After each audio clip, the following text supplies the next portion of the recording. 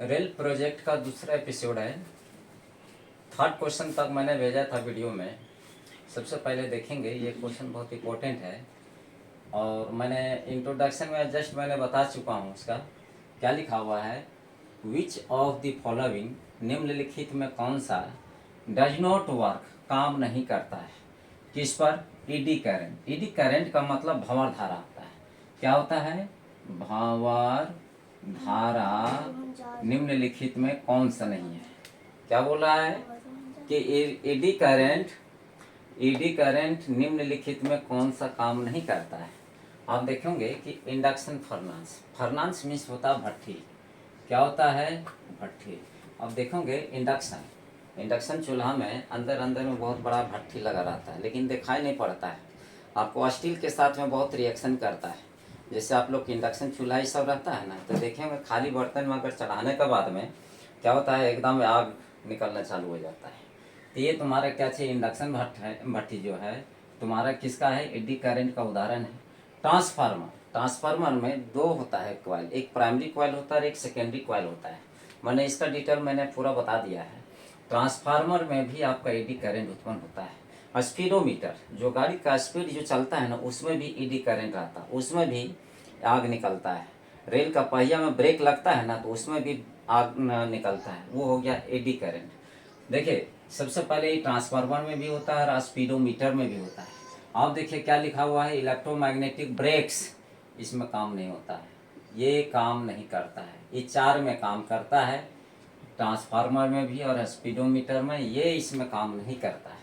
फिर क्या लिखा हुआ है, देखिए क्वेश्चन लिखा हुआ, the average power dissipated in pure capacitor. यहाँ देखिए अगर हम छिपा देते हैं तो कैपेसिटर इक्वल टू क्या होता है, फार्मूला आप सीधा फार्मूला जानते हैं, हम क्या जानते हैं ना, Q equal to C into V होता है।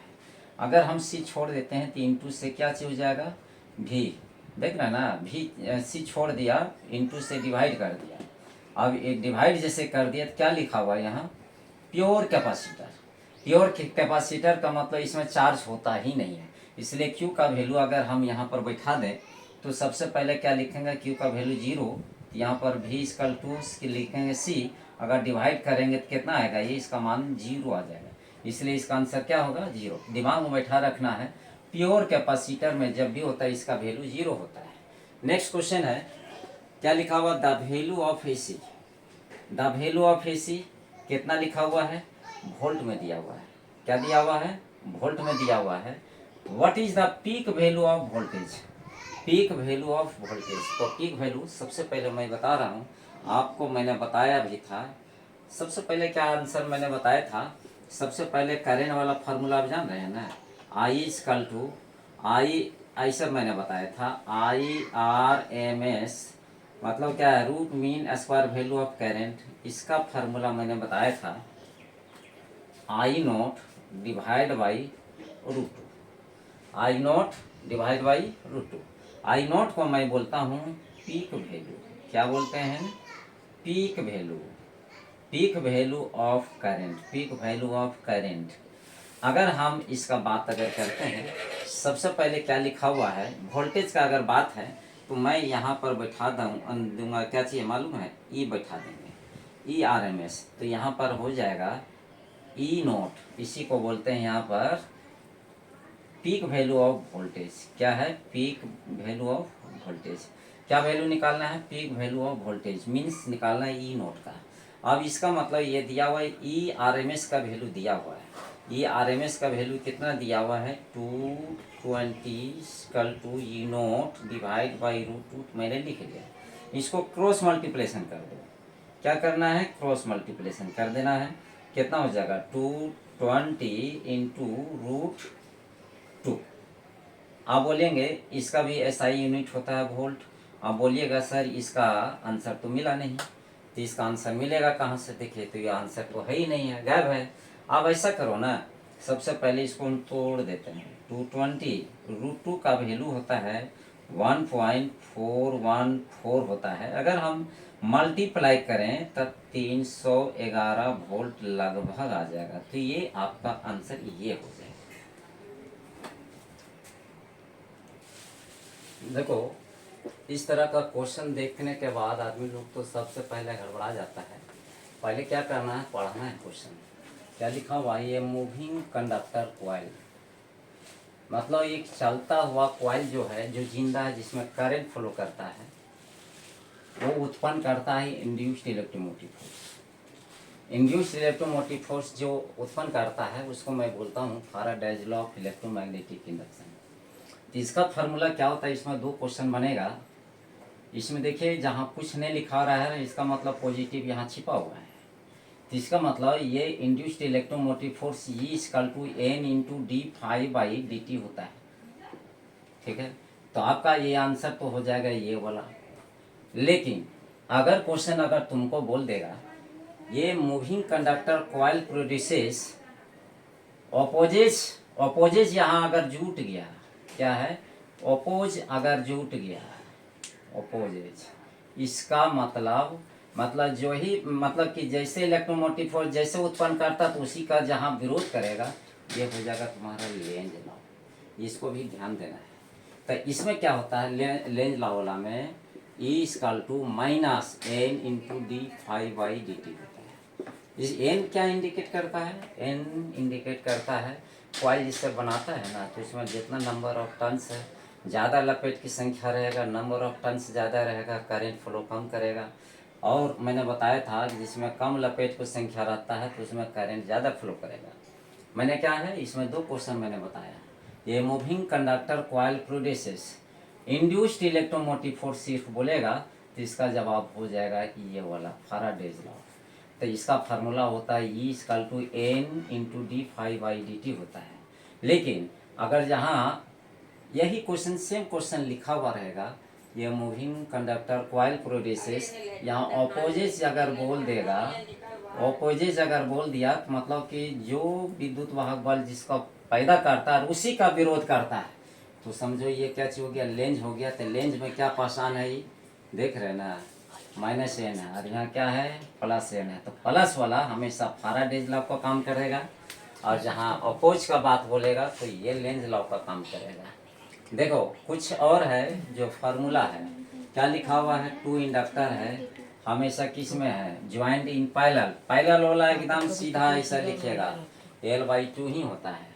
अच्छा, एक और क्वेश्चन मैंने बताया था जो आप लोग को मैंने बता दिया है, energy needed to establish an AC current, लिखा हुआ AC current is denoted by I in a coil of self inductance.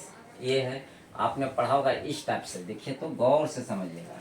इसका काइनेटिक एनर्जी इक्वल टू आपने पढ़ा होगा half M V square, first year में, मतलब 11th क्लास में पढ़ा होगा। अब देखिएगा कि फर्स्ट हाफ तो मैंने लिख लिया, अब क्या है, एम के जगह आप सबसे पहले क्या है, सेल्फ इंडक्शन बैठाना है। सेल्फ इंडक्शन तो क्या लिखोगे, एल लिखोगे। अब वेलोसिटी की जगह क्या बैठाओगे, यहाँ पर आई बैठाओगे, तो यहाँ पर बढ़ गया L/I²। तो आप 11th क्लास में ये वाला फार्मूला पढ़े होंगे और सेकेंड ईयर में आपने पढ़ा होगा ये वाला फार्मूला। मैंने इसको भी प्रूफ मैंने किया है, तो ये प्रूफ के अनुसार से आपका ये हो जाएगा आंसर। अब देखिएगा एक किसका है मालूम है इसको, अच्छा हम इसको हम जस्ट अभी बताते हैं, अभी जी इसी के आधार पर है, अभी क्वेश्चन आ जाएगा। क्या लिखा हुआ है यहाँ, लिखा हुआ सेल्फ इंडक्टेंस। तो सेल्फ इंडक्टेंस का फार्मूला आप जानने के लिए 4 ऑप्शन दिया हुआ है। इस तरह का क्वेश्चन देगा तो आप तो सबसे पहले बता जाइएगा कि ये क्वेश्चन कहाँ से आ गया। अगर नहीं जानिएगा तो सीधा इधर लेफ्ट राइट देखना चालू कीजिएगा। सबसे पहले कुछ करना नहीं है, आपने पढ़ा होगा ये वाला फार्मूला, जानिएगा सबसे पहले इसको आपने पढ़ा भी होगा, मैंने पढ़ाया भी होगा। E equal to L D I by D T होता है, आपने पढ़ा होगा। एल को हम बोलते हैं सेल्फ इंडक्शन, ई को बोलते हैं वोल्ट। तो हम यहाँ ऐसा ही करते हैं, ई जो है इसका हम क्या लिखते हैं, वोल्ट, इसका मैंने लिख लिया वोल्ट। और एल का तो निकालना ही है, किसका निकालना है, देखिए यहाँ सेल्फ इंडक्शन का यूनिट अगर पूछ रहा है तो हम एल छोड़ दिया। और डी आई का क्या होता है, यहाँ पर करंट का एम्पियर होता है। और टाइम का क्या लिखोगे, डी टी को सेकेंड लिखोगे। यहाँ इसको क्रॉस मल्टीप्लाई कर दो, कितना हो जाएगा यहाँ पर, volt second divide by ampere हो गया ये। अब देखो एल का वैल्यू आया कहीं, एल इजकल टू आया वोल्ट सेकेंड पर एम्पियर। आपका आंसर ये हो गया।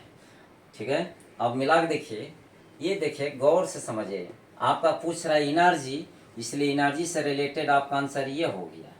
अगर तुम्हारा इंड्यूस्ड इलेक्ट्रोमोटिव फोर्स का अगर बात बोलता है तो ये वाला जवाब इसका हो जाता है। किसका हो जाता है? ई के इक्वल में होता है।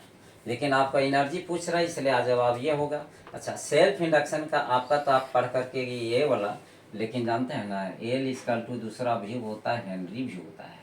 आपका एग्जाम में भी दे सकता है। और सेल्फ इंडक्शन का एसआई यूनिट क्या होता है? हेनरी भी होता है।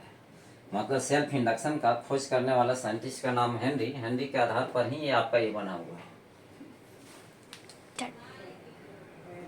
नेक्स्ट क्वेश्चन है, क्या लिखा हुआ है?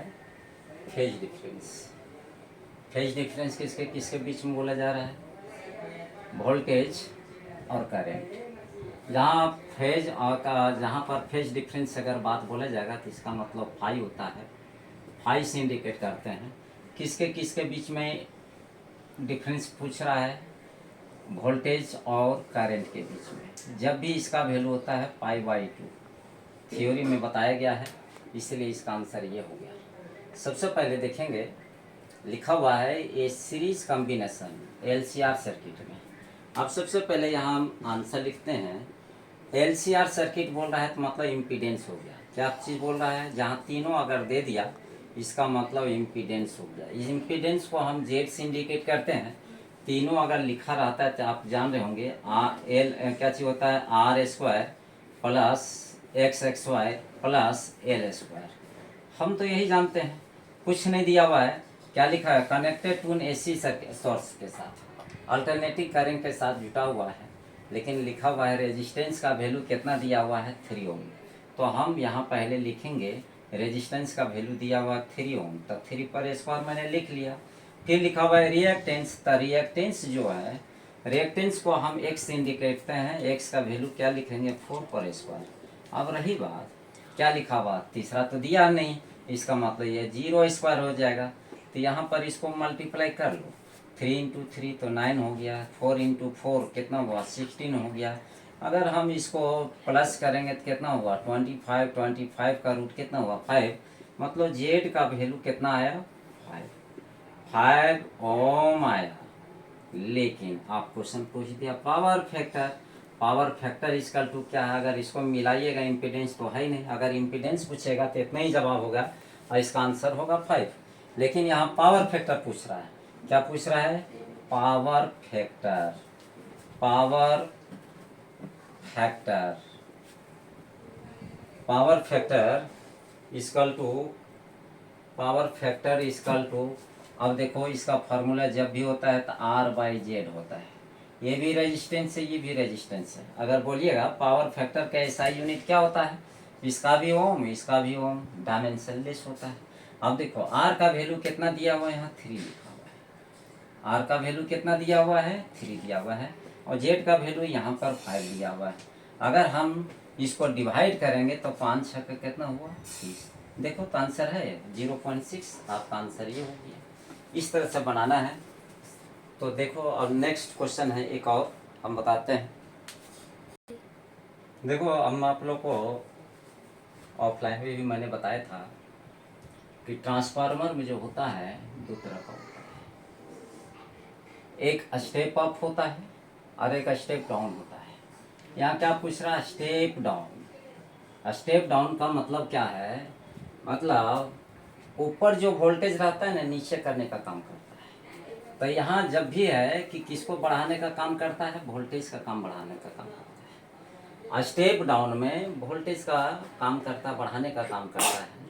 अब क्या लिखा हुआ है? कल मैंने बताया था पिछले एपिसोड में, क्या लिखा है? Power factor. पावर फैक्टर हमेशा वेरीज करता है, 0 से 1 तक होता है। आपका आंसर ये हो गया। क्या लिखा हुआ है? नेक्स्ट क्वेश्चन है 100 mH। mH का मतलब milli henry. Milli henry, milli henry, इसका मतलब हेनरी जो दिया हुआ है। तो सबसे पहले देखो जूल में सब दिया हुआ, तो जूल में कैसा आंसर होगा? बोल रहा है क्या निकालना है? आपका एनर्जी निकालना है। किसका निकालना है? तो देखो ये करंट का वैल्यू दिया हुआ है, करंट का वैल्यू दिया हुआ है। अब देखो एनर्जी का वैल्यू निकालना है। तो अब देखो, हेनरी जब भी होता है सेल्फ इंडक्शन का होता है।